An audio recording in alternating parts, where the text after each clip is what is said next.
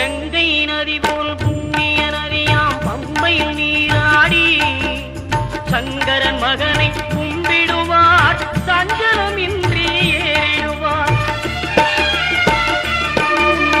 நீலிமலை ஏற்றம் சிவபாலனும் ஏற்றிடுவார். காலமெல்லாம் நமக்கே அருள்காவலனாயிருப்பார். தேகபலம் தா பாதபலம் தா தேகபலம் தா பாதபலம் தா தேகபலம் தாயின்